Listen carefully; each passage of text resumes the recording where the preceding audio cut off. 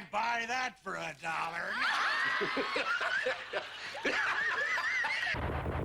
Anyway. So my soapbox is over. I'm going to take a break. Jeff, this one is, I know you've been waiting for. Battlestar Galactica. The reboot got some bad news this week, too. Yeah, the reboot has been officially basically put on hold / canceled. They are looking to shop the idea to other networks at this point, but Peacock, as you know, for the app, is officially off the table now. And so they never really put anything to a full script. They never gave it an order. They never shot a pilot. They never did anything like that. But this has been in pre-production hell for like so many years at this point.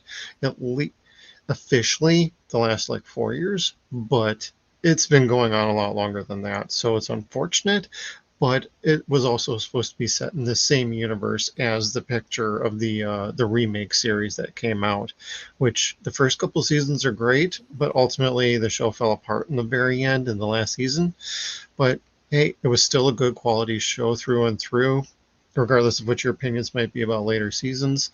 Then they had some spin-offs that had varying degrees of quality to them. They were still enjoyable, but there's definite issues with those. So seeing this not getting passed at Peacock doesn't mean it's necessarily over, but it means that it's going to need more retooling and somebody's going to have to pony up money. And Peacock's really not putting out any science fiction, space-based science fiction like at all. And this is a granddaddy. I'm very partial to Battlestar, and I'm okay with this because it gives us a chance to miss it. And when it does come back, actually be better than this last iteration. Not that I didn't like it. I own it on Blu-ray. I want to rewatch it again, but it could have been better. Was the remake the one that had Edward Olmos in it? Yes. Okay, that's right. Yeah, I didn't see that. That's where I was at in life, where I was kind of like, I don't like sci-fi. So I don't know. Would I like it now as an adult? Maybe, but at the time as a kid, I was kind of like, man, I don't know yet. Chad, you got any thoughts on this? So, I'm like you. I really did enjoy the reimagined series. I believe is what it gets called, and the big problem with why it did kind of fall apart there at the end is they kept saying that the Cylons had a plan, but the writers sure as shit didn't, because they didn't really know where they were going with it, and then trying to shoehorn in all along the Watchtower just never made sense to me. Right. Oh, well, that's coordinates for the last planet they jumped to. Okay, what the fuck does that mean? Yeah. I mean, I love Katie Sackhoff in it. That really made her as an actor, and she hasn't forgotten. And Edward James Olmos is great in everything.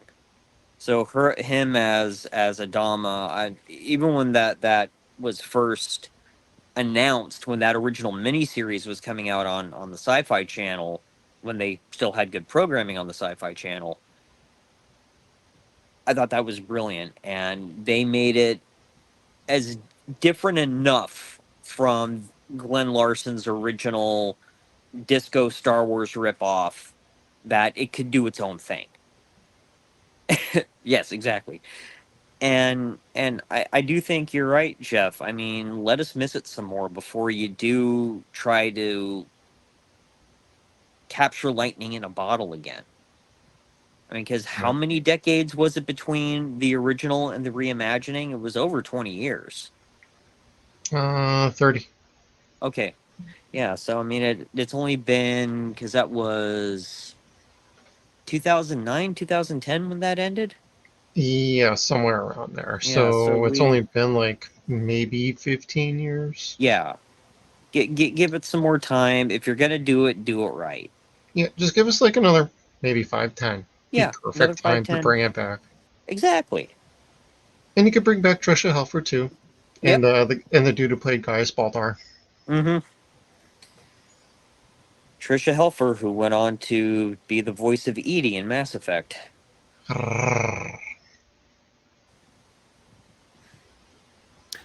Good casting there. I only vaguely remember that. Was Yvonne Straczynski in that too? Or is that I- Mass Effect 2? That's 2. I never played those, so I don't know. Yeah, that's number 2. Trisha Helfer was in 2 and 3 because her character was the artificial intelligence in the rebuilt ship. Oh, cool. Ah, Yeah, and then in Mass Effect 3, she takes over an android body, so you can actually have her as a squad mate. Hmm. So she basically got to play a Cylon all over again. works for me. That's cool. I need to She go also back got and- to be in Burn Notice with Bruce Campbell a little bit. There you go. I only remember Katie from well, Katie's the only person I really know other than Edward. I remember her from The Bionic Woman, Mm-hmm. and that's a show that'll end up being on NTV at some point. Our podcast Nostalgia TV, because it was canceled after 1 or 2 seasons. I think it was 1. There was a good Bionic Woman and a bad Bionic Woman, and she was the bad one. And Yeah. golly, she was fun. Like, she was a really good wicked bitch. She's really good on Longmire. Yeah, she is, huh? That's right. My wife watches that. And I've seen her Yeah. on that. I'm like, hey, it's the Bionic Woman. Oh. Starbuck. Yeah, my wife's like, you're such damaged people. Aren't we all? A little bit. But anyhow, I do hope for your guys' sake and for the rest of the fans that that's not completely gone. It can continue, or at least something sci-fi. Someone has some interest in sci-fi channeling or sci-fi programming. Just do it right. That's all I want. Just do it right. Don't just rush it out there because you want to keep the IP alive and all you see is dollar signs. If you put out a good product, you'll get those dollar signs. Exactly. Yes, and unfortunately, studios don't necessarily do it in that particular order. Nope. Not always, anyway. Not even most of the time. Oh,